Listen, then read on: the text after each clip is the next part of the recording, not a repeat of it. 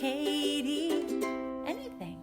Hey everybody, welcome back to another episode of Ask Kati Anything. I'm your host, licensed marriage and family therapist, Kati Morton. I am so glad that you're here. Today we have a total of 8 questions.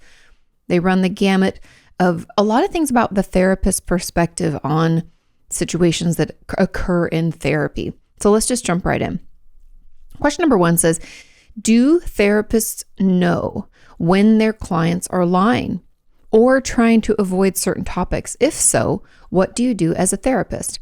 Most of the time, we will definitely notice if you're trying to avoid a certain topic, because we're trained to notice if when we ask about one particular thing, you use some sort of defense mechanism. Maybe you make a joke, maybe you, change the subject. Maybe you don't have any coping skills and you dissociate. We notice you kind of like spacing out. All of those are things that we're trained to notice so that we kind of, for lack of a better term or phrasing, that we know then what to work on. Because if we're avoiding something, that usually means there's work to be done there. But if we have to kind of understand why we're avoiding it first. As therapists, we can't just like push and push and push and push and hope that that makes it through. We could inadvertently, if we did that, we could re-traumatize you, overwhelm you, any number of things. So we have to tread carefully. But yes, we would notice if you're avoiding certain topics. When it comes to lying, now therapists as a whole, I'm speaking personally, we are very good at reading people. I can usually tell even in my regular life if someone isn't being fully honest, but we don't always know because we're human as well. And if you're a really good liar, or we don't have any reason to think that you would be lying, we might not notice. I used to joke that, if we got paid extra every time our patients lied, we'd be like super, super wealthy, because all clients lie to their therapists. And that could be straight up lying. That could be lying by omission. And it could be a lot of reasons also behind it. Like, we're not ready to talk about it yet. I think I talked about this last week, but even in my own therapy, my therapist had asked me a question. I forget what the exact question was, but I didn't really want to talk about it. And I found myself wanting to lie. And instead of doing that, I let her know. I was like, just so you know, Caroline, I wanted to lie right there. And I don't really know why, but I felt the urge to do it. And so maybe that's something we could dig into later, because I don't really want to talk about it now. And she understood. And she was like, thanks for letting me know. Yes, I agree. That's probably an area we want to explore, but maybe not at this moment. So overall, we might know or we might not. Now, to move on to the second component of this question, where it says, if so if we do know that you're lying or you're avoiding a certain topic, what do you do as a therapist? A lot of times we're just curious. Again, we don't want to be judgmental. We don't want to push too much too fast. So instead of saying, are you lying, or saying it seems like you want to avoid that, we might ask more questions or ask for more clarity, or say something like, I sense some discomfort in you when I bring up topics about your mom. Do you want to explore that, or does that just feel like too much today? So we kind of give you like an out, but we want to acknowledge the fact that we're noticing that. Also, if you hear a little crunchy crunch, my dog Roxy is eating her lunch, I guess, because it's her breakfast, but she never finished. So I'm sorry about that. So we'll just call it out directly, but in a way that's very compassionate and very understanding, because we know it's hard to talk about certain things. Now, I have had clients lie a lot. And here is something that I just kind of want to explore, because I think it's important for people to understand that if a patient is lying like all the time, I had one patient in particular who just never told me the truth, and he would want his mom to come into sessions every so often. He'd moved back home recently, and he wanted her to, be aware of what he was doing and the work that he was, kind of, because it was part of the agreement of him being able to move home. And so she would come in every so often, and I would learn in every one of those sessions just how much he was lying to me about what he was doing, because he, was on medication, so he wasn't supposed to be smoking pot or drinking too much. And I found out that he was. He told me he'd been eating more healthily. I found out that he wasn't. There were a bunch of different, things we were working on, and he was telling me he was doing it and he wasn't. And so as this continued, it got to the point where I had to have like a heart to heart with him, where I said, by you not being honest with me, it prevents me from being able to help you, because I think you're here and you're actually here, right? And those are not the same. And, we learned that he thought it was him pleasing me, and that then I'd be happy for him, or it would in some ways be like more accepting for him. But in the end, I ended up having to discontinue treatment with him because I don't think he was really ready to work on it. Because even after we had we've had those come to Jesuses like over and over, the line impeded our ability to work together because he just kept doing it and it kept coming up and we kept having that conversation. And finally I had this talk with him where I said, do you think maybe you're just not ready to be in therapy? To which he agreed, yes. He felt kind of forced by his parents. So, and obviously that's like one example, but I wanted to share it because lying, while it happens in therapy all the time, when it's constant and consistent throughout treatment, so much so that your therapist doesn't know how you're doing or if the tools or techniques that they're, using with you are working, if that's what's happening, then it can be really, really hard for us to work together and to move forward because we're going to think you're doing one thing and certain things are working and they're not. And so we're not really able to help you. It's almost like you're tying our hands behind our back and, then no work can be done. Okay. Now there were comments on this that said also, if a therapist does think a client is lying, do they call them out on it? In my experience, lying almost always serves a purpose. For me, that purpose is to protect myself, just like I said. Do you think clients should be allowed to set boundaries with therapists around what topics they want to address or what they want to keep to themselves? Or does this hinder the therapeutic process? I loved this question because you can obviously set boundaries with your therapist, but remember, boundaries aren't about what you need them to do. Like, don't ask me about this topic. The boundary is like what you're going to do. So you're like, if you keep asking me about this topic, I'm not going to come back into treatment, I guess.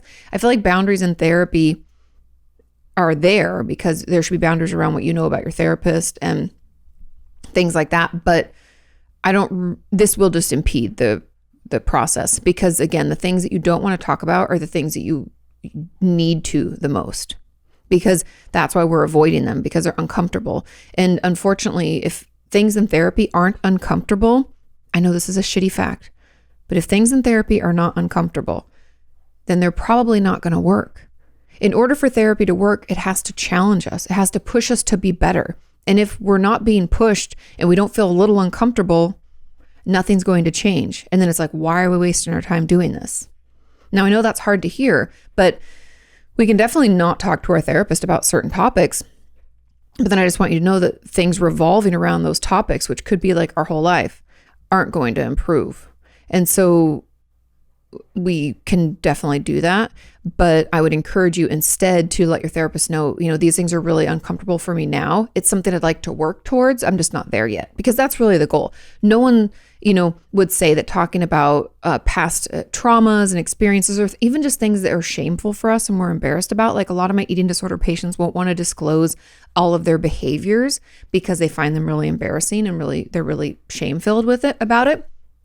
But they will say, there's more to it. I just don't feel like I can talk about it yet. With the goal of us getting to a place where they can talk about it. Because I will tell you this, those things that you feel so ashamed of, or you find are really distressing, you don't want to talk about them, you find yourself avoiding it. When you finally say it out loud to another person, and you acknowledge that happened, and you get support, affirmation, you get validation, you feel so much better. I cannot tell you the relief and the release that you get through that experience. And so the goal is really to work towards it, not to completely stop a therapist from asking about it. But we can let them know, hey, this is really triggering. I'm not in a place to do that right now. And that's totally fair. Okay. Another add-on says, how long will a therapist let a client lie to them if they know? Not very long. Probably a session or two, but maybe not even that. Like if it's usually by the second session. So with my patient, the one example, when I didn't really know that he was lying all the time, when his mom would come into session, depending on how that session, because a lot of it was just geared around like the interaction between him and his mom and finding ways for them to work together.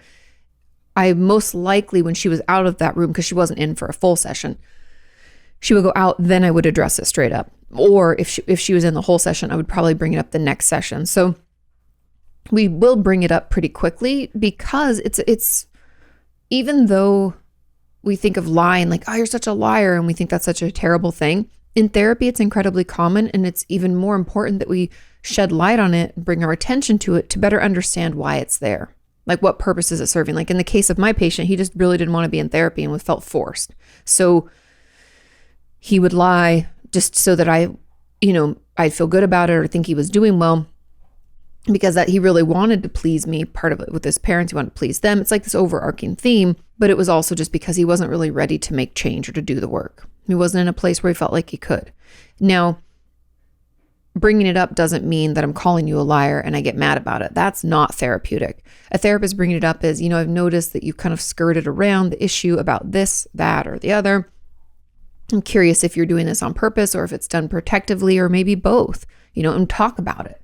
I think that's the thing in therapy that we always do is we bring things that normally in our regular life we'd kind of like pass over, skirt around, and we bring it up and we draw attention to it so we can better understand it. That's the magic of therapy, is the things that we normally ignore and stuff down, we bring about, we acknowledge it, we look at it, and we try to better understand it. Okay? Now, another add-on says, Kati, I struggle with opening up to my therapist face to face. I'm a seasoned pro when it comes to avoidance, and I really want to be done with therapy and not waste any more of his time by avoiding topics or being dishonest. And thanks for your advice. I will occasionally send him emails in between sessions. I've done this a handful of times in the past, and he's always told me that he got my message and then I would have to address it until this last one. I have some serious trust issues, and it has made processing a sexual assault nearly impossible. In the message I sent recently, I asked why he wanted to be a therapist. I explained that I was trying to move toward trust, but that part of me doesn't want an answer because then I'll have no more reason to delay working on this trauma. That's pretty telling right there. He never told me he received my message, but was obviously steering our conversation in the direction of my question. I did what I do best and just kept my responses superficial while masterfully, changing the subject. Is there a reason why he wants me to ask him this in person? Is there some sort of therapeutic value to be gained from having to look at him and ask something that will ultimately place me in a vulnerable position? Thank you so much. The reason that therapy is so beneficial, and probably the reason your therapist is doing this, is because it's a great place to practice things that we're going to have to do in life. Now, in order for you to trust other people in your life or to progress in therapy and in your life, you're going to have to learn how to ask people questions in person, face to face. And I'm surprised he didn't mention that he got that, but that we'd talk about it in session, because that's how I address emails. And I honestly don't really reply. I just tell my patients, know that I will read them and then we will talk about them in session. I'll bring up the email and read it directly either from my phone or I'll print it out because I'm old school and I'll read it that way. Because it's going to be important for you to be able to do things like that in person. We can't create relationships or build relationships in real life and build trust with other people without face-to-face interactions. That's very, very difficult. And so I'd assume when it comes to this, especially since you're asking a personal question kind of about him, why he decided to be a therapist, he has every right to say, I don't talk about myself in my sessions. That could be a boundary he holds, but maybe not. And if it is something that you really feel like you need to know, then I would encourage you to work yourself up to saying it face to face, because that's really going to be part of your work. That's a huge part of your work. You're talking about this like it's helping you move towards trust, but I have a feeling that it's more than that. I think that's kind of what we're hiding behind. And it's actually the fact that we don't like to in any way feel like we're confronting someone else. So questions feel confrontational to you. I'm making assumptions here, but I would assume that that's what's happening, that they feel kind of confrontational, or it sets you up to get an answer you don't like.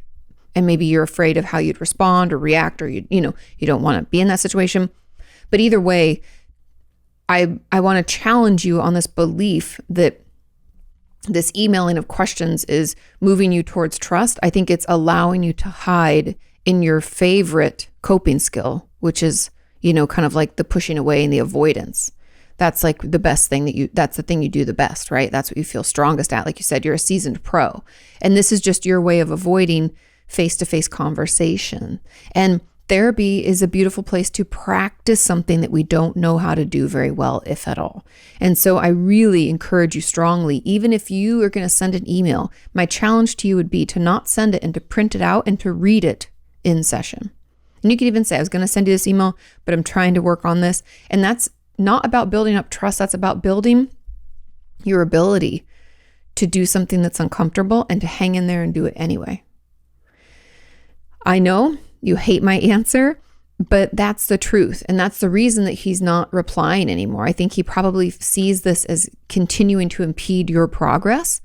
And it's almost like because as therapists, after a little while, when we do something, if it's like a pattern of doing something, we can feel like, I'm getting pulled into an unhealthy behavior. Because we can do that too as your therapist. We can get caught up in these old patterns without realizing it because it's not our pattern, right? So we don't notice it right up front. But as he's probably seen, you send these emails to ask questions that you could have asked in session but didn't.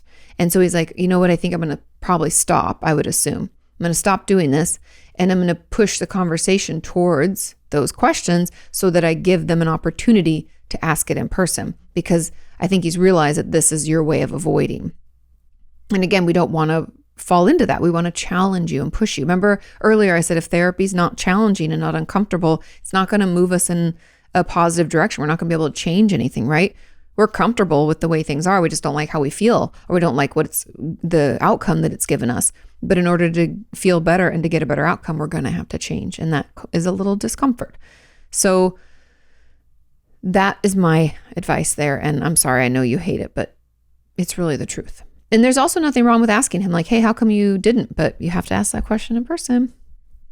And I know, but that's a good challenge. That's why we're in therapy, so we can practice something that's really hard for us. It might not work the first time, but we'll try again.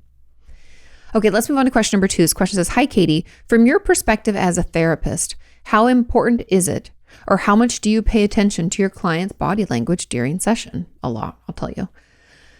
I tend to get very anxious and unconsciously begin to fidget or play with my fingers, or will avoid eye contact during our sessions. My therapist pointed it out the other day and says that I do this quite frequently, and I've been noticing that she will now watch my hands a lot during sessions. It is making me slightly uncomfortable at how much she watches me. Let her know this. As therapists, we do pay close attention to your body language because it can tell us more than you often do verbally. I used to have a patient, she was an eating disorder patient of mine, and she would sit, I've probably talked about it before, on the very edge of the couch. And I used to joke with her. I would say, if I only had to rent the room for the amount that you sat, I'd only have to rent 4 inches, because she just would barely perch herself like, whoop. And I said, you can't be comfortable. And so we really worked on her sitting back. She was like, well, your couch is too soft. And I said, too soft? And she said, yeah, I have to relax into it. And I don't like to feel that. And she didn't like to feel relaxed. She wanted to be like flexed and perched and anxious and overwhelmed. And obviously, a lot of things going on. But we are trained to pay attention to all sorts of things. Like dissociation, right? If a patient starts to like lose eye contact and talk a little slower and space out, I want to be able to notice that. If a client sits on the very edge of the sofa and looks completely uncomfortable, or if their shoulders are up like this, if they're fidgeting their hands, crossing, uncrossing legs, any of that, we're trained to notice it. Now, when it comes to calling it out, I do draw attention to it as well. Obviously, I had that conversation with my patient, but I would let your therapist know that them constantly watching you is making the anxiety worse. And maybe we should, instead of moving forward with whatever we're working on, maybe we should work on other ways to manage that kind of fidgeting, overwhelm, or anxiety that you're experiencing in session. Because if it's making therapy difficult for you, if you're like, oh, I just don't like her, I see her, she's looking at my hands, like, I hate it, right? And you're like, I can't stop, and it's making it worse. We need to figure that out. We need to find another way to cope. We need to work on that before we try to keep working on whatever it is we're processing in therapy at the time. Does that make sense? But let her know, because she might not realize now that she's watching you as you fidget. So we should bring it up. Now, there was a comment on this. There was a comment on this, and it says, I feel like my former therapist would always point these things out during our sessions. And at first, it was fine. Then it made me self-conscious, but it eventually got so bad that I would dissociate when she pointed it out. And I was sitting on the edge of my seat that I was pointed out that I was sitting on the edge of my seat, that I was avoiding eye contact, that I would hide my hands inside my sweater. I would curl up on the chair, etc. I would immediately feel like I had done something wrong, and I would get this voice in my head scolding me for behavior in such a way. My therapist once said that I have the emotional capacity and reactions of an infant. Why did they say that? That's no fun to hear at 38 years old. It was devastating and also so embarrassing. I immediately blamed myself for not being better at hiding this from her. Can this kind of behavior be worked through and sorted out? How do I get over the self-blame, shame, guilt, and embarrassment associated with this? This sounds like a couple things. The experience that you're having sounds like a childhood wound. I have a feeling that people in your life growing up had told you that you were doing something wrong and that you'd get in trouble. Maybe there was abuse in your past. I would assume probably physical or sexual abuse. It sounds like you're very terrified of doing something wrong and being scolded. That's a scary place for you to be, which is why her drawing attention, like the shame is already just right there on the, you're full. So it's like right there at the edge. So this sounds like what your therapist has done is accidentally tapped into an old narrative of yours, meaning that this old story you tell yourself where if anybody notices anything about me or says anything that they don't think I should be doing, that I'm to blame, that I'm bad, that I'm not good enough, that I'm not lovable, something's wrong with me. Any number of those things kind of come out because of your past, I'd assume, abusive experiences relating to you, quote unquote, oops, sorry, I hit the microphone, but quote unquote, like, acting poorly or misbehaving. Parents, especially abusive parents, love to use that phrase that like, oh, the children were acting up, so they had to be put in their place. Or this is just how we, keep our children in line, right? That's often an excuse that abusive parents use when in fact what it is abuse, and it needs to be called what it is, because children don't need to fear their parents and go into this like shame spiral when they're told that something they're doing, is maybe not the best or not helpful or just something that you notice. So I think that's what's happening here, is that your therapist has accidentally tapped into it. But I also do want to mention that your therapist sounds pretty abrasive. And if you can, which I know this kind of goes against like probably every part of your being, but it could be helpful to let your therapist know that when they said you had the emotional capacity and reactions of an infant, that that's really hurtful. Let them know that when they call you out or notice the fidgeting, that it's very triggering and you think it has something to do with your childhood. If you haven't talked about it, you can briefly say like, I think my parents were that way and it's just super triggering. But you need to let them know, because it doesn't sound like what they're doing is therapeutic. And if they can't find a way to work with you, this is only going to impede your treatment, and we might want to find you someone better. But yes, this kind of behavior can be worked through and sorted out. We just have to take our time with it, and we have to feel like we're at least okay and safe enough to start doing that. But we need their office to feel like a holding environment, right? We need to feel safe enough or neutral enough and okay to work on things so that they can offer us, that unconditional positive regard that we talk about, which is really like what it sounds like. Like the therapist shows up, there's no judgment.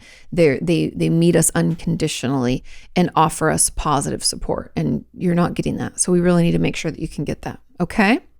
Now, another add-on says, does online therapy change the dynamic?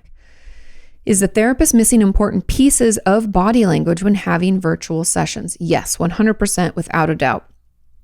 We can make ourselves look put together from like the chest up whenever, this is back pre-COVID, but a lot of times when I would be doing an online virtual session with a patient who was like on vacation, or maybe I was on vacation, we just had to do a check-in, or they were going to school. If someone wasn't around in Santa Monica where I used to work, if they didn't actually live there, then, or not live there, if they weren't present there for their session but didn't want to miss it, then we would do like a random, online virtual session. And 9 times out of 10, I would have them stand up and I would say, back away from the computer or the phone or whatever. I want to see you. I want to make sure you're doing okay. A lot of that had to do with the fact that I wondered if they'd showered. I wondered if they'd dressed themselves. It's fine to be in like PJ pants. Like you guys know I'm in PJ pants all the time, but I just wanted to see, how are you doing? Especially my eating disorder patients, they'd wear like layers and layers of clothes to try to hide the fact that maybe they've lost weight, and I want them to stand up. And it's not that, everybody's uncomfortable with it, but it's just part of that checking in. Now, that was just for me to check in and make sure they're okay. And if we had a good relationship, I just asked them straight up, like, have you showered? How have you been doing with your food? How are you doing with, but that means that when we're in session virtually, I don't see their legs cross or uncross, or if they're fidgeting, I might see a little movement up top, but it's really easy to hide things. That's why you guys know I don't love virtual sessions in general. It's better than nothing, but it's not as good as in person. I know a lot of therapists have decided after COVID, they're like, I'm just going to stay virtual. I hate it and I don't really support it. I understand the reason because people are like, well, it's easier. I don't have to commute. I don't have to pay rent. I don't have to, but it's not as beneficial. That might not be a popular belief, but that's my belief. And so, yeah, I think there are things that are missing and I feel like it kind of does a disservice. Now, there's another add-on. It says, I would also like to know how much difference does it make between an audio and a video session for therapy? I used to take audio sessions and was able to talk about difficult stuff better than the video sessions. One thing is, I used to walk and talk during audio sessions in a big park with greenery around. I feel walking helped me reduce my anxiety. It does.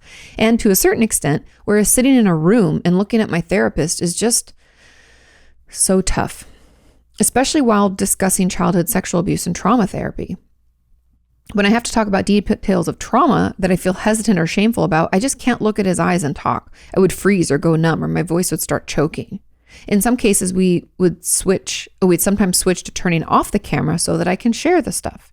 I also used to hold back my tears in a video session. What cues does it give to my therapist? Again, the less connection we have with our therapist, the worse it can be, and the more we can potentially hide. Now, to this person's point, the fact that we don't have to be seen on camera can sometimes allow us to share more, which is what I would call like a stepping stone in the right direction, meaning there's nothing wrong with us doing audio only for a short period to get to a point where then we're able to do video and then we're able to do in person, as long as we're moving in that direction. If the goal is only audio only, I feel like we're missing a lot of things, and our ability to share space with another human, look them in the eyes and share something that's painful, we're going to miss out on that. And yes, I know that's uncomfortable. Yes, I know that that's something that a lot of us have a difficult time with, but that's why we're in therapy, so we can get better at sharing it. I don't know how many times I've told you guys how uncomfortable it can be to hear the words come off your lips to another person and wait for that reaction. Like, it's the first time you've said it. It's the first time you've watched somebody receive it. That can be extremely anxiety provoking, stressful, overwhelming, whatever you want to call it. But it's really important for our growth, because the goal, I know everybody in therapy is going to have their own goals, but the goal at the end of therapy, the goal for all of us, is to feel okay being ourselves, speaking truth to someone in our life, and knowing that it'll be okay. Therapy is supposed to help with that and allow us to have this kind of practice run of it. And so if we're only doing audio only, there's going to be a ton of things we're going to miss out on. And we're not going to get a chance to practice some of the things that I think are key to our personal growth. It can get us along the way. It can move us forward, but I don't believe it will get us to the end goal. And I know people can disagree with me and be like, I did audio only for years and it was beneficial. That's great. But again, we're just missing out on some of those experiences and some of those abilities. It can have its place. And for this person, it feels too overwhelming to talk about it otherwise. It's a good place to start with the goal of being able to do video and then, if possible, in person, because, I don't want you to miss out on those opportunities to grow and to feel okay and to know that you can repeat this type of situation, meaning you can talk about hard things with people in your life and be okay. And that's really the goal there. Okay. Final add-on says, yes, I also wonder about this, especially on the day that I have therapy. It's like my body tries to sabotage me. For whatever reason, I can count on having flashbacks after therapy, and during session, it never fails that I will have this feeling like something is around my neck. I know it isn't, but it feels real, and it causes me to begin repeatedly rubbing and scratching my neck during session. Is that possibly a body memory? My therapist hasn't mentioned it, but do you think he notices? I'm sure he notices. Also, if I start to zone out, he starts inundating me with questions. Is he aware that my brain is about to pull the ripcord? Thanks for all you do, Katie. I'm sure he notices, and that sounds like it is a body memory because it feels like you're triggered, and then there's something, I don't know what happened to you, but maybe something to do with your neck. You automatically go to that. That's like, to me, that's like 100% a body memory. That would be my hypothesis. So yes, and the fact that you're having flashbacks after therapy, there's a lot going on here that I'm kind of concerned about. I'm wondering if therapy is too much too fast. You might want to let your therapist know that you're going to have you have flashbacks after therapy. You feel really queued up. I think my guess is what's happening is your therapist is doing too much too fast. Because even when you said like you're starting to zone out, he starts inundating you with questions. The opposite should happen. The opposite meaning He shouldn't ask a bunch of questions. Instead, he should bring you into your body. Meaning, I noticed you're zoning out. This is what I would say with one of my patients. I can sense you're getting a little overwhelmed. Let's take some breaths together, okay? And can you feel your back against the back of the sofa? I want you to lean back. Do you want me to grab the blanket? I have a patient who used to love me to throw a blanket over her. I'd be like, do you want the blanket? Do you want to hold a pillow? Can you feel, let me get the silly putty. And I'd be like, can you feel it in your hands? I would try to bring them back and have them smell like a candle that I had in the office. Like I would try to use their senses to help bring them back. And I would prompt that behavior. So I'd try to get them to, you can look out the window for a minute, and I'd have them pull their focus back to me. Okay, now back out the window. But that near, far kind of thing in our brain, it helps calm us down. So instead of doing what your therapist is doing, they're overwhelming you. And I think that's probably why you're having flashbacks after therapy. So please let them know this is happening, because what I think needs to happen instead is your therapist needs to stop asking the questions. And as they've reached that peak, then we need to slowly give you more time to decompress, come back into your body, and feel okay enough to leave a session. A therapist should never spin us up into dysregulation or overwhelm and then send us out for our day. That's the opposite of therapy and the opposite of what's therapeutic. Yes, sometimes sessions are going to be hard and we'll feel exhausted. That happens to me all the time, where I feel exhausted after my sessions, but that isn't me being dysregulated. And a good therapist will check in and say like, hey, where are you at with this? Are you doing okay? Do you feel okay and safe to go home? Many times when I'm working with a patient who struggles a lot and has a really hard time staying present and feels really dysregulated, I'll put them at the end of my day, and I do my best to end the hard work about 20 to 30 minutes in, and the rest is spent just trying to wind down and get them to be okay. And then put them at the end of the day. So if I do need to run over time, again, I don't run over time very easily. I'm talking max 10, 15 minutes. I feel like boundaries and consistency of the holding environment is really key to our healing. People can disagree, but unless it's like scheduled to be a double session, I'm not running over, because I want you to feel like you have containment around the time we're going to spend. So I might run over a little bit in a situation like this to make sure that you're okay and safe enough to get yourself home. I don't want you dissociating, driving a car. That I feel like that's irresponsible of me. And so that's what I wish they were doing, is instead of ramping up the questions, helping you come back into your body and be okay. And maybe it's more lighthearted talk around coping skills we could try, things that we could do, books we could read, whatever resources, until the session ends. So let your therapist know this is happening, and maybe say, instead of asking more questions when you sense me kind of spacing out, could we instead do this? It's okay to ask. It's your treatment. You have every right to bring it up, and any good therapist will hear you and make some changes. Okay? Let's move on to question number 3. And I think I asked answered a similar question like this last week or the week before, but hang with me because I think it's a little bit different.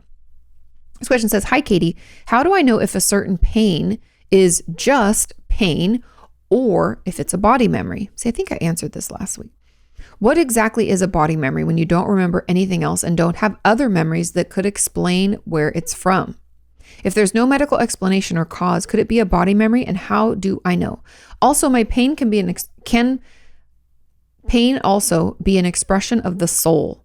I remember you mentioning in an older podcast that the areas in the brain where both physical and psychological pain are processed are the same.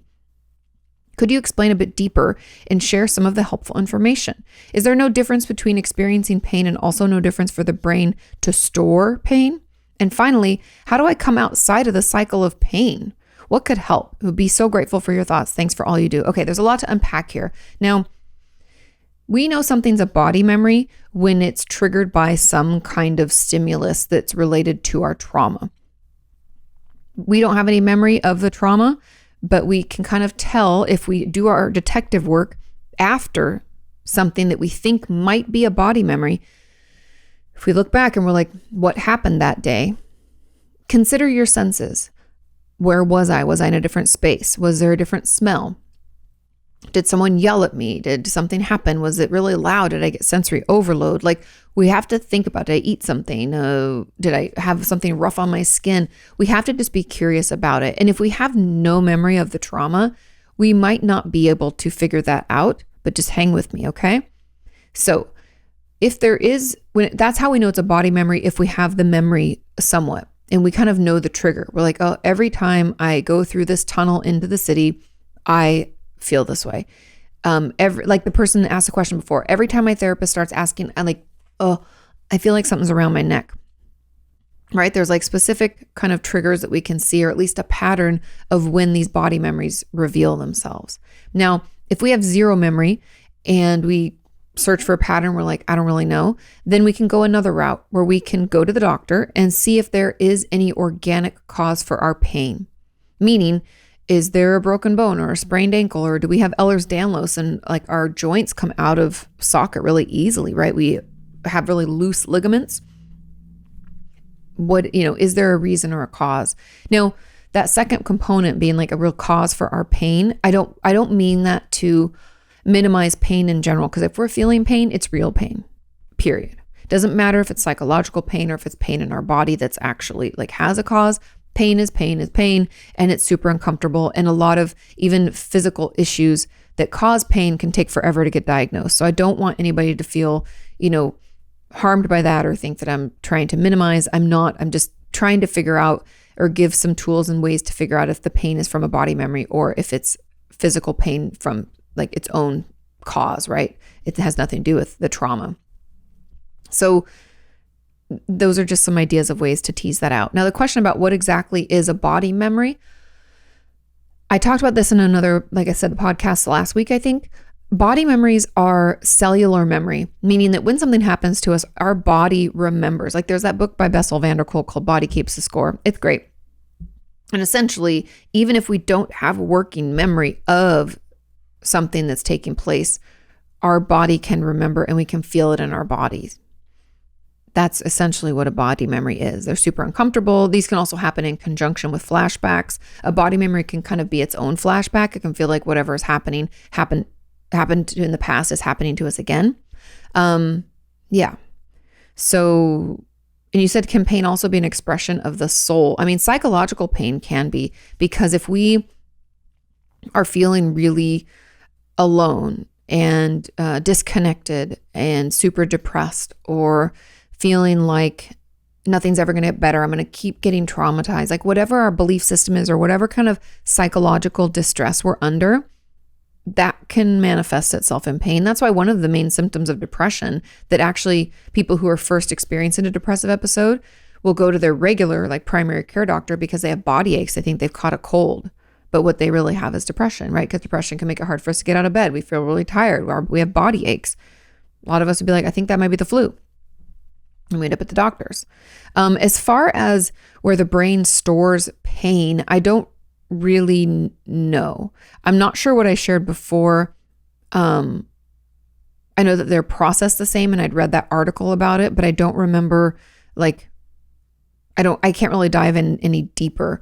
What I shared is probably what I knew. It was only one article that I read. That's why I'm like, I don't really know. But just know that if we are in psychological pain, it can show itself or reveal itself in physical pain, and it's all valid. Pain is pain is pain. Doesn't matter where it's coming from, but those are just some of the ways to kind of tease out maybe what the cause is, because nobody wants to be in pain, right? We want to find ways to feel better and to not have that happen. So we'll want to sort through that. Now, there was a comment on this says, to add on, can numbness of certain areas around your body be associated with a body memory? Again, when you don't have actual memories, not necessarily painful, but not feeling anything at all. Thank you. Of course, yes, the numbing out, it can be as a result of a trauma. It's funny that we'd call it like a body memory when it's kind of like the lack of it. But I've had patients feel that sensation like in certain parts of their body that remind them of the abuse. Like one patient in particular, like sexual abuse, she'd just go like numb from the waist down. And as we processed it and started talking about it, it turned out that that was kind of like dissociation for her. So check in and see like if you think that that's kind of how it is triggered for you. But the numbness that has no organic cause, there's no issues with our nerves, like no MS, no circulatory issues that could cause the numbness. We want to kind of rule that out first. Then it could definitely be attached to a body memory. Okay, now there was another add-on that says, hi, Katie, my body memories always come with great distress and anguish. Those sensations or pain in my body trigger the same shame and worthlessness that I felt when I was abused as a child. Any tips on how to overcome that state of anguish and despair when the trigger comes from your own body? The best thing to do when we have body memories, especially ones that like, it's not just the body experience, it's the emotions that come along with it, the anguish, the distress. And then it said it also triggers shame and worthlessness. Those are the things that we want to work on with our therapist, meaning that it might be the best thing. If we experience a lot of body memories, I always encourage people to at least give somatic experiencing types of therapy a shot.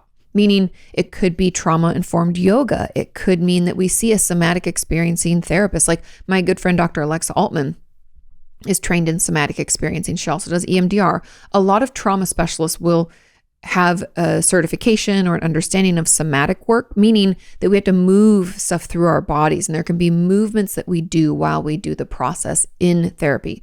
Everything from, making sure you're like rocking along, moving something while you're talking about something that's distressing to kind of get that queued up energy out of our bodies. So I'd really encourage you to maybe give that a try. And grounding techniques are going to be really helpful. One of the first tasks or really tools that the creator of somatic experiencing, Dr. Peter Levine, that he came up with is that he has you in the shower with like a handheld shower head with the warm water going over all the parts of your body and feeling the water hit your fingers and up your wrists and your elbow, like just experiencing it and be able to draw you into your body. Because when we have trauma in our past, we often want to disconnect, want to get out of that body because it's so uncomfortable and it's filled with all those memories, right? Whether they're body memories or actual memories in our brain, right? Either way, we want to get out of it. And so part of the work for you is going to be finding a way to get back into your body in as safe a way as possible, using your coping skills, using your resources.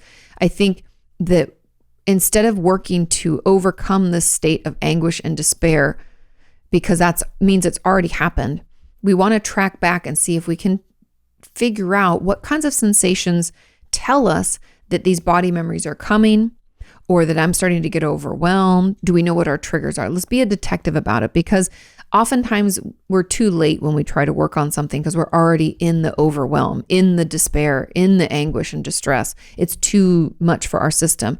And that means we're past the point of being able to stay in our wise mind, meaning we're in emotion mind, which is kind of more dysregulated, easily influenced, kind of overwhelmed, right? We need to be in that wise mind in order to do any real work. And so my encouragement is to do a little research to figure out, what are your triggers? Are there things that we can do to kind of avoid those? Or if we know we have to come into contact with them, can we have some coping skills at the ready? Now I have a video, 25 coping skills. You can check it out. That should be able to help you manage what can come up for you when you're doing this work, and be patient with yourself. Because it sounds like, you're having these body memories. It can feel like they're happening to you. And then you have this emotionally intense response. Now, something that could help in the interim until we can kind of be a detective and figure out some triggers, or at least the sensations as they build up before it's happened, before the body memory is like, is a full body shake. Now, when we shake things out, it like forces all that queued up energy, that fight, flight, freeze response. It moves that through and kind of triggers a release. And that release can be really incredibly freeing. Now that could be something you can do. Another thing that is naturally calming to our system, if we're starting to feel overwhelmed, I learned this on the Huberman Lab. If you're looking for a new podcast, I encourage you to check him out. He's a neuroscientist. Anyway, something that relaxes our body. We know how we sigh, like we get stressed out. We're like, that us expelling that carbon dioxide is soothing and calming to our nervous system. Now, we can't just force ourselves to sigh. It doesn't work quite the same. But what does is a double inhale. So we breathe in, then we do a little more at the top till we're full. And then we breathe out slow. If you did that with me, or if you want to do it right now, you will feel the difference in your body immediately. So if you find yourself getting queued up, but we haven't quite figured out what the trigger is yet, and we don't really know how to manage it, try one of those, the body shake, the double inhale, slow exhale, anything like that, to try to alleviate, relax your system just a little bit, because we're not going to be able to stop the distress and anguish once they're there, but we can prevent them from coming around in the first place. Okay? There are a couple more add-ons. The next add-on says, Kati, is it possible that body memories change over weeks or months? For context, I had experienced childhood sexual abuse and multiple boundary violations during my adolescence. In the past few months, I started noticing certain ways that my body is feeling, which I can recall with the way I felt back then, or should have felt, but it was repressed then. Though at the moment, I know I'm physically safe, but suddenly I'd feel triggered or have a flashback and then start feeling a certain way in different parts of my body.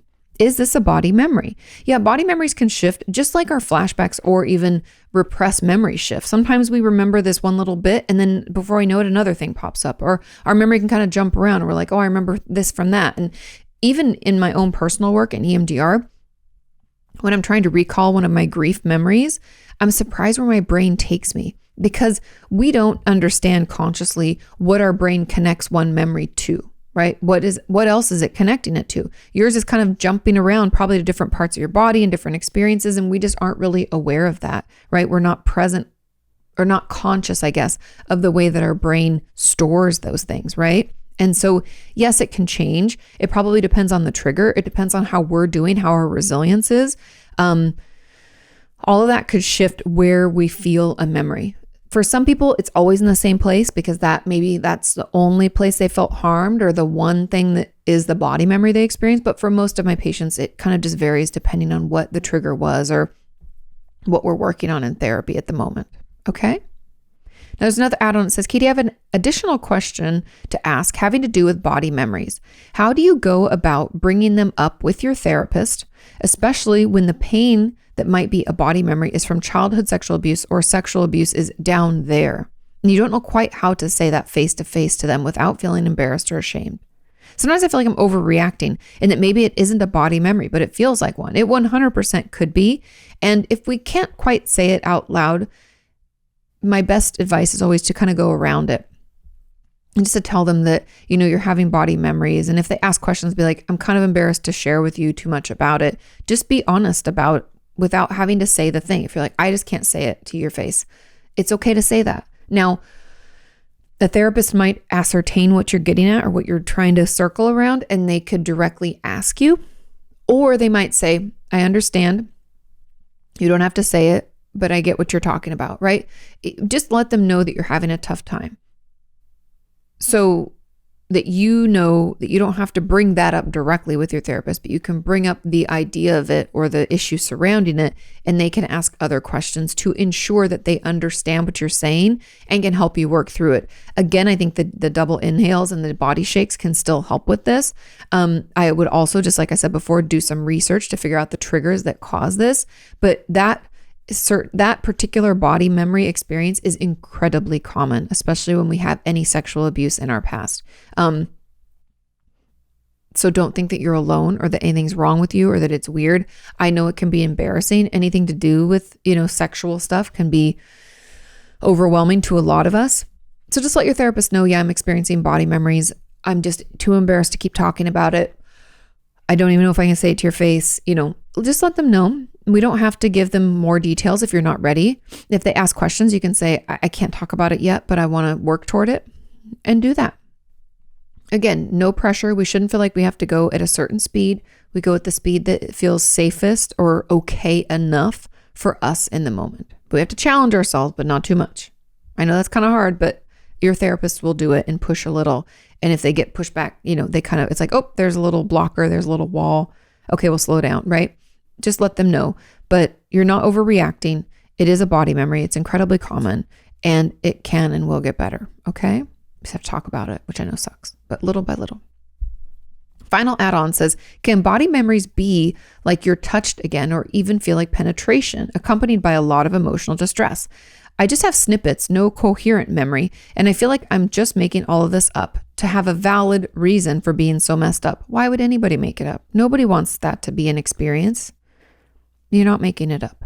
But then again, I do have other trauma symptoms, a lot of self-disgust, fear of physical intimacy, and male attention. So yes, body memories can feel like it's happening all over again. I always kind of want to compare body memories to flashbacks, because body memories are almost like flashbacks of the body. Like it feels like it's happening to us again. And it can feel like it's happening all over, like in a story, because we have like full memory.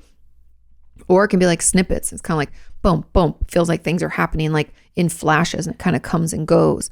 But yes, it can be just to the person, like the person who asked the question that I just answered about like having pain down there. That can definitely be part of it. And we can feel like it's happening all over again. And I'm so sorry you're experiencing it, but try some of those body shakes. Let your therapist know you're having these kinds of, memories in your body. It's super uncomfortable, and we can try different coping skills, but know that as you continue to work through it in therapy, it will slowly dissipate and get better. Okay. It can and will get better. And no, you're not making it up. Okay, let's move on to question number 4. Question number 4 says, hey, Kati, have you ever had a client who was deaf? If they needed an interpreter, would the interpreter sign a confidentiality agreement not to disclose any information? Have you ever treated someone who was deaf? I personally have not. However, when anybody else comes into a session, like an interpreter or even like a parent, they still have to sign confidentiality, like HIPAA. So there's a bunch of layers, and depending on where you live, there's different layers to your confidentiality.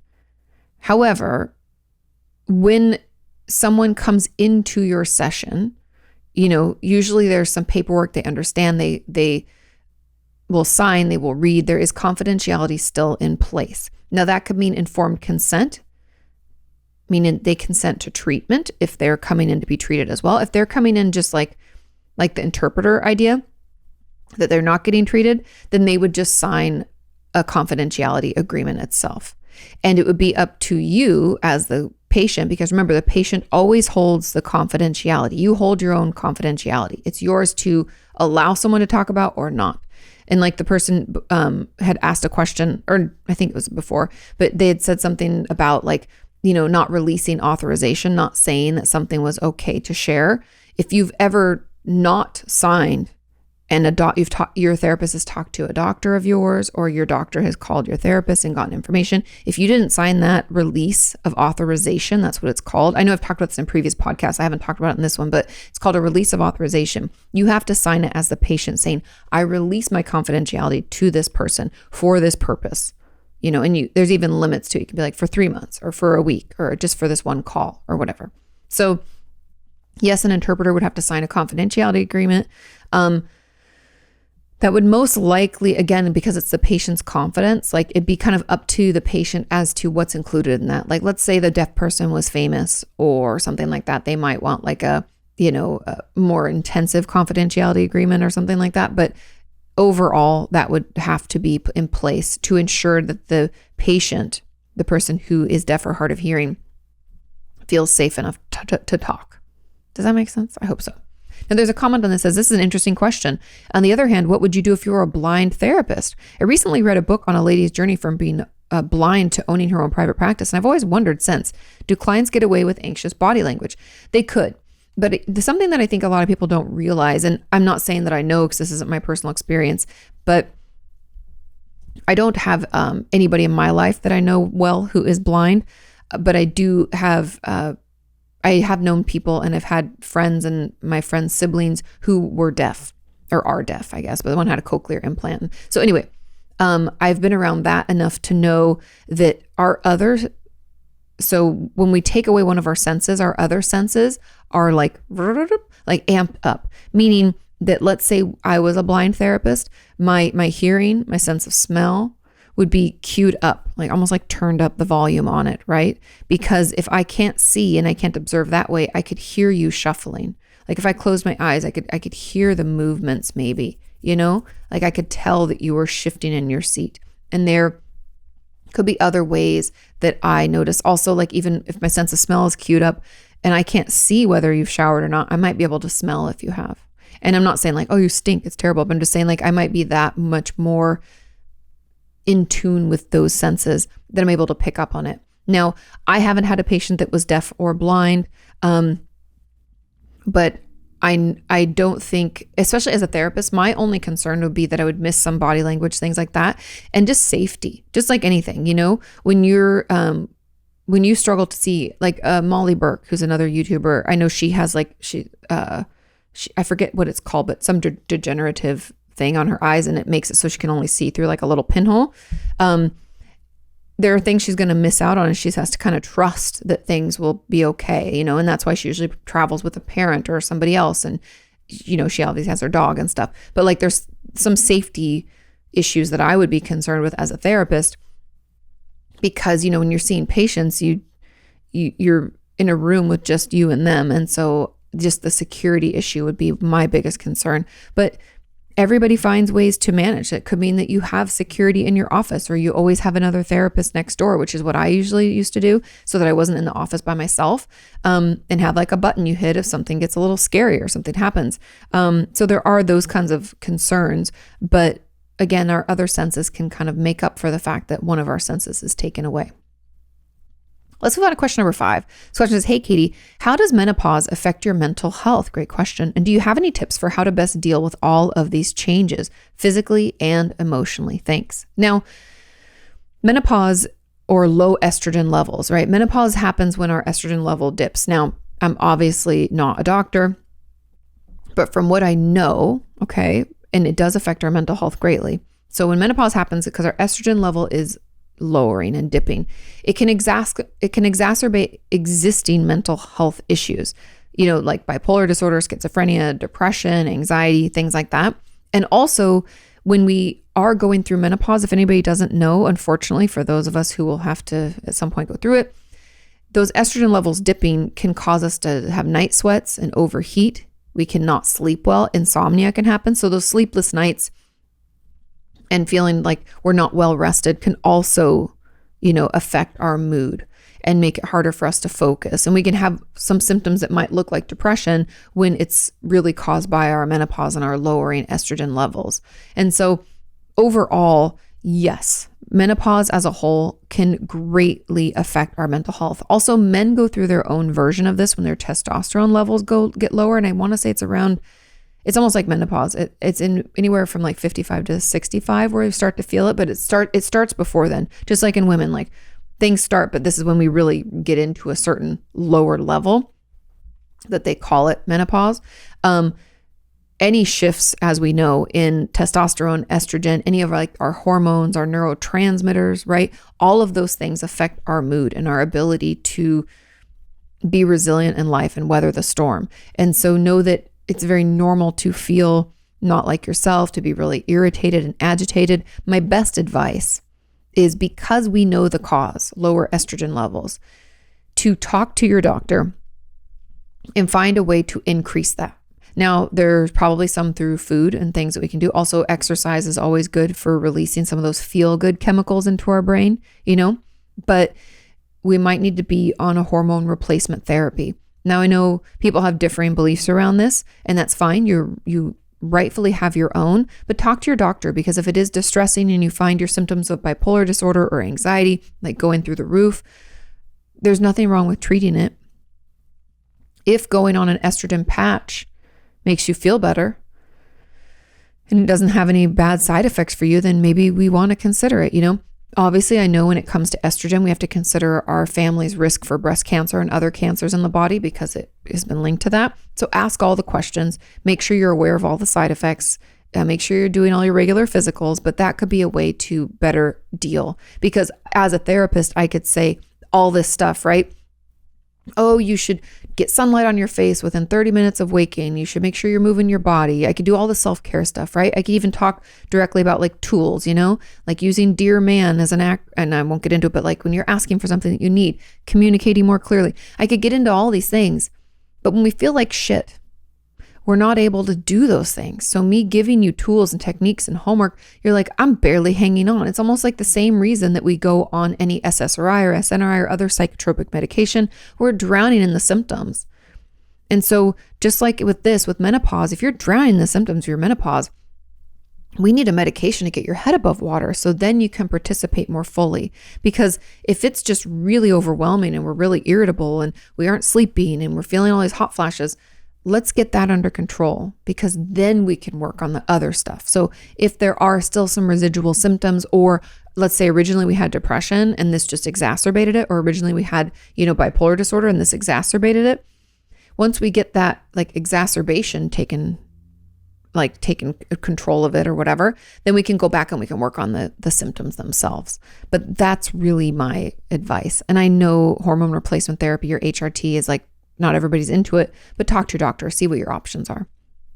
There was a comment on this. I was diagnosed with late onset BPD, or borderline personality disorder, which occurred at a time of cutting ties with my brother, who is a narcissist and my abuser, but also during perimenopause. I was just under 50. Now I'm 54 and on HRT to try to help. But how do you think hormonal imbalances, along with the issues from childhood catching up with me, had to do with my BPD diagnosis? Thank you for everything you do. It could definitely attribute it to that. I would be interested for anybody who's diagnosed with something during something like early onset menopause, like perimenopause and menopausal symptoms, or if someone's going through, let's say, like really intensive grief of the loss of a loved one, or a huge life change, we quit our job, we moved across country, we did all, when we're in crisis, I'm always really suspicious of those diagnoses, because it could have come from the crisis. That's why I don't diagnose BPD until I've seen a patient for an entire year, usually. I mean, I like 100% of the time, but I'm just saying, I know not everybody has that time, but this is how I operate. Because when it comes to personality disorders, yes, I hate the term as much as you, but when it comes to those things, I want to make sure I've seen it through the seasons, because BPD can be something that's misdiagnosed when someone really has bipolar disorder. We can be diagnosed with BPD when it's really an attachment issue. We can be diagnosed with BPD when we, really or have trauma in our past and it's complex PTSD, right? There's a lot of diagnoses that can take place. And so I want to make sure that before I give that diagnosis, that I'm sure that that's what it is. And I want to take my time, what we call like ruling out or differential diagnoses. Like we call it differential diagnosis because it's essentially what it sounds like. We're differentiating the different diagnoses from each other. So I'm going to take BPD. I'm going to say these are symptoms of that. Okay. It could also be this. Okay, these are symptoms of that. And I'm ruling them out or in.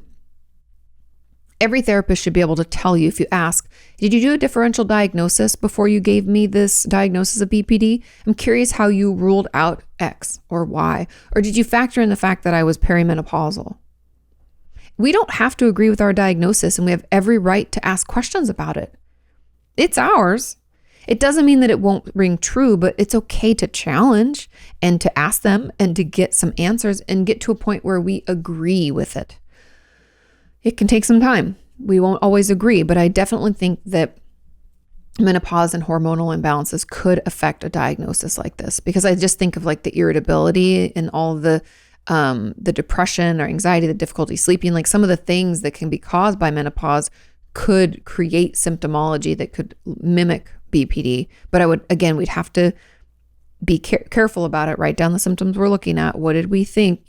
I don't have anybody who goes through menopause and then, struggles with self-injury or suicidal thoughts, although we can, suicidal thoughts, I believe, can be part of that, almost like postpartum depression. Because again, shifts in our hormones. But anyway, just something to look at. Ask your therapist, how do we differentiate? Did you do a differential diagnosis? What did you rule out? How did you rule that out? How did you rule BPD in? We can ask those questions. It's fair. It's our diagnosis. So ask them and get answers. Okay. Let's move on to question number 6.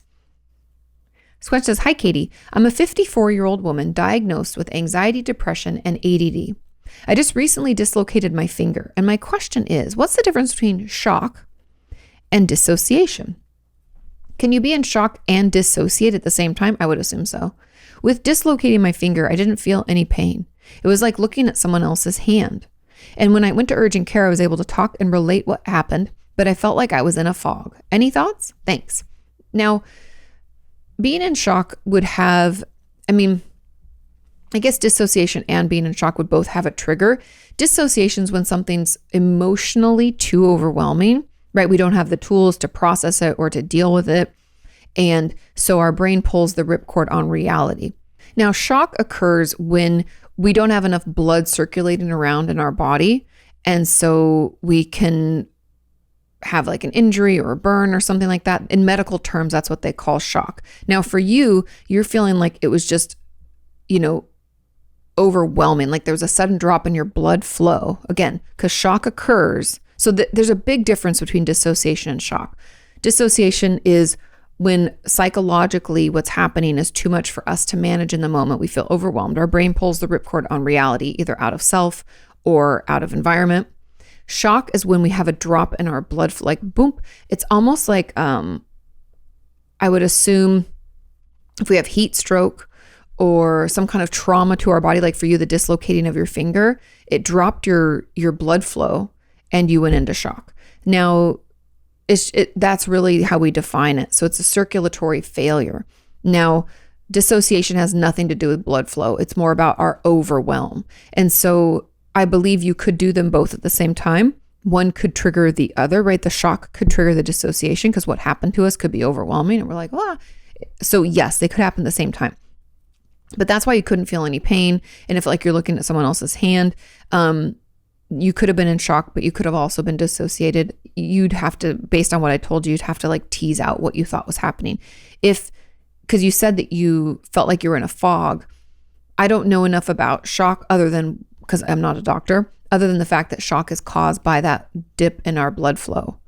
And so I think that what happened to your finger caused that. But then that fog makes me think it was dissociation as well, which is possible. Could have been triggering. You'd have to let me know.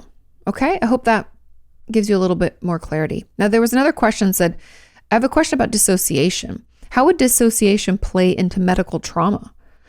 Why would someone dissociate if the trauma was under anesthesia, like multiple surgeries? I was in and out of the hospital and my sister mentioned it might have to do with all the instruments that were touching me. Is that true? I'm currently with a new therapist. I recently changed a year after that question, who does DBT, and she's the best. I'm looking forward to seeing what we can do together. I know this is something that has had an impact on my life, and many do not understand. They think I dissociate to upset them. Oh my goodness. It is out of lack of control. I know you can't make someone understand you, but how do you speed them up when they've had 27 years to understand and choose not to accept it? What kind of boundaries can I set with this? As always, you're the best. Okay. There's a lot in here. Now, when it comes to medical trauma in general, dissociation could play a role because when something is overwhelming, when we're traumatized, it means we're fear for our life or our safety or the life and safety of someone else. It's overwhelming. That can cause dissociation. Incredibly common. Dissociation and trauma, they hang out together all the time because of that overwhelm to our system. Now, when it comes to medical trauma, the fearing of our life, if you're under anesthesia, I'm curious about what happened because it could be the waking up and knowing that something had happened or having to go into surgery really quick. It's usually, we have to be aware of the thing in some aspects in order to be overwhelmed by it. Now, I know people are like, but what about repressed memories? It happened to us in the moment and that was overwhelming. That's why the memory's repressed, or that's why we don't have that memory. But when it comes to this, if you were knocked out and nothing was traumatizing about you before or after the surgery, I would argue that's probably not where it's coming from. But like, for instance, one of my good friends hemorrhaged after her giving birth to her last child, and the loss of blood and having to rush to the hospital and passing out in the ambulance, like that was super, super traumatizing to her. And obviously, and just as something like that would have been traumatizing to you. So that's really that. I don't know what your sister's talking about, multiple instruments touching you. If that was distressing, if you actually experienced that, if you were aware and that was scary, yes, that could be traumatizing. If you didn't understand what was happening, it could also be traumatizing. But then the last component of this, making someone understand you, all we can do is educate them if they're willing to learn and if they want to be educated. If people don't want to learn and don't want to understand us, they're not going to. And I know this sucks, but there's nothing we can do about it. If someone in our life is just hell-bent on misunderstanding us, we don't have any control over that. Yeah, I know. It sucks.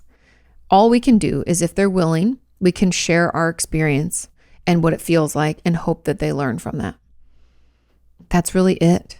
I know it sucks, but we just have to give them an opportunity to. And if they want to, they will. And if they don't want to, they won't. I'm sorry. Okay, let's move on to question number 7. It says, hi, Kati, I hope you're well. I am. I hope you're well. It says, years ago, my dad got a new girlfriend after he got separated from my mom. I didn't have any problem with her other than I didn't like the fact that she was not my mom. Fair. I thought she was actually really nice, but after they got another daughter, she started complaining when I did specific things with my sister because she said it's things only the parents are allowed to do. I never knew what she meant, but she got really mad at me. One thing, for example, was that I hugged my sister with a stuffed animal panda. I even feel really stupid and question why I did it now. What? Because kids do things like that. But because I never knew what I did wrong, I lost my intuition and my sister wasn't able to enjoy time with her anymore. I think I'm not allowed to touch my sister if it's not my sister's decision, but I'm not sure. It sounds really wrong to me when I write it down, but so far everyone else I've told about this has agreed to me that I didn't do anything wrong. Yeah, I don't think you did anything wrong either. I'm now 19 and I just did a gap year of not living at home. When I wanted to come back, my dad told me that she said something like that if I come back and don't follow her rules, this is more about helping at home, that she will move out from my dad. Wow. So my question is, might this already be considered some sort of abuse? I know other people have dealt with things that are much more difficult to handle. So sorry if this is just me overthinking the situation. Thank you for everything you do and for giving us the opportunity to ask questions. Of course. Now, I don't know what you did wrong. Kids want to hug each other, and maybe your sister didn't want to be hugged, and so she was like protecting her. It doesn't make any sense to me. Not at all. And there was no education. Like if that was the case where you're like huggy and your sister's like, I don't want to be hugged, and they could have a conversation about consent or something, that could be fine and educational and totally loving.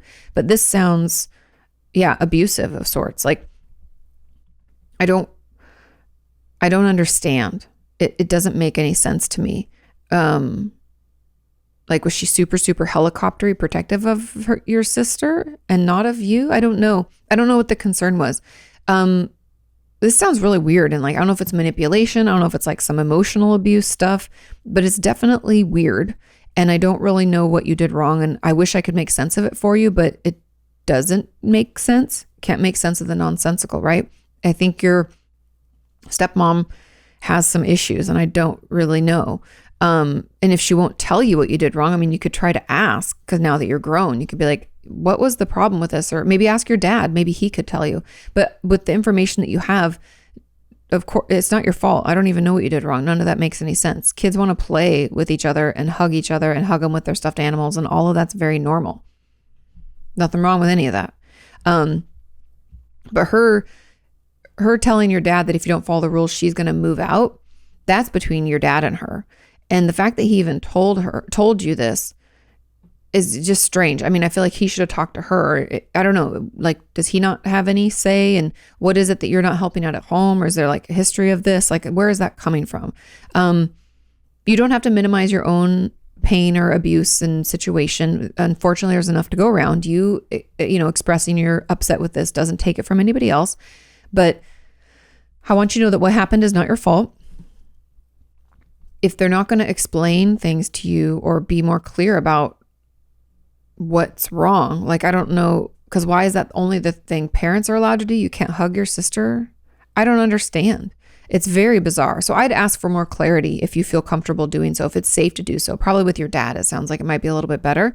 And then you heard saying that she'd move out from your dad if you don't help out. That's her setting a boundary somehow. So I guess you can talk to your dad and say like, well, what is it I need to do? I don't want to cause her distress. I don't want to cause you distress.